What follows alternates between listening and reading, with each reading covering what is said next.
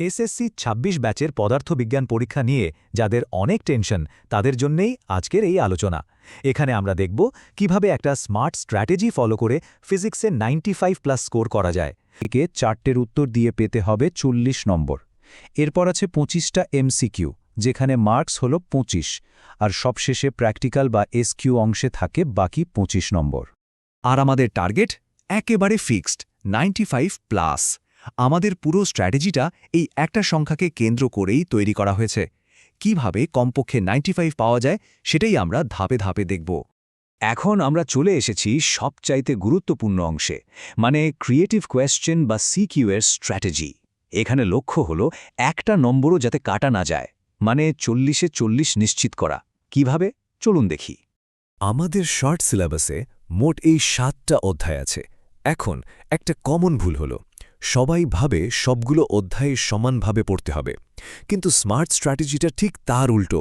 আমাদের সবগুলো পড়ার দরকারই নেই।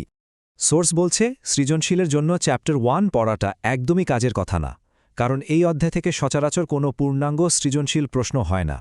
অন্য অধ্যায়ের সাথে মিলিয়ে ছোট প্রশ্ন আসে, যার জন্য শুধু শুধু পুরো অধ্যায়ের পেছনে সময় নষ্ট করার কোনো মানেই হয় না। আমাদের সিকিউ স্ট্র্যাটেজির মূল ভিত্তি হবে এই দুটো অধ্যায় 7 আর 8, মানে তরঙ্গ ও শব্দ এবং আলোর প্রতিফলন।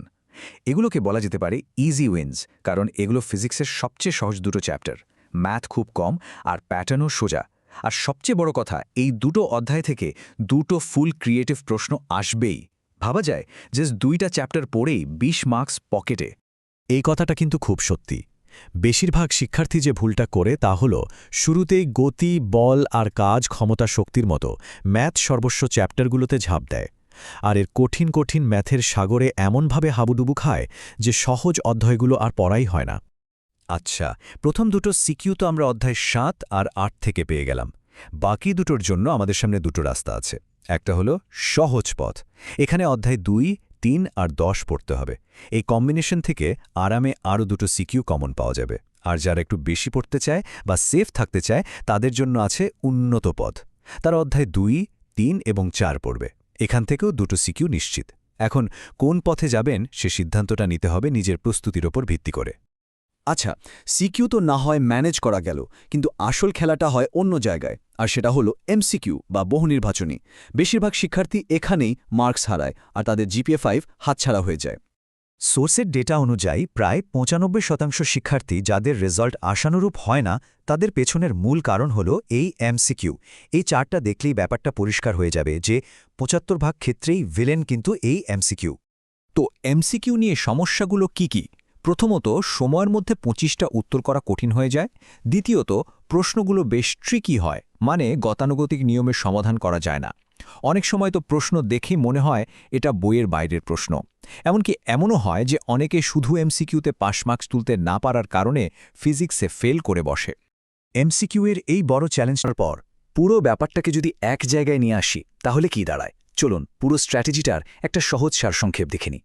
পুরো মাস্টার প্ল্যানটা হলো এই 3টা সহজ ধাপে। 1. সবার আগে অধ্যায় 7 আর 8 পড়ে দুটো সিকিউ নিশ্চিত করে ফেলুন। 2. এরপর নিজের সুবিধা মতো সহজ অথবা উন্নত পথটা বেছে নিয়ে বাকি দুটো সিকিউর প্রস্তুতি নিন। আর 3. এমসিকিউকে অবহেলা না করে এর জন্য আলাদাভাবে বিশেষ প্রস্তুতি নিন, কারণ দিন শেষে এটাই কিন্তু আপনার স্কোরকে 95+ নিয়ে যাবে।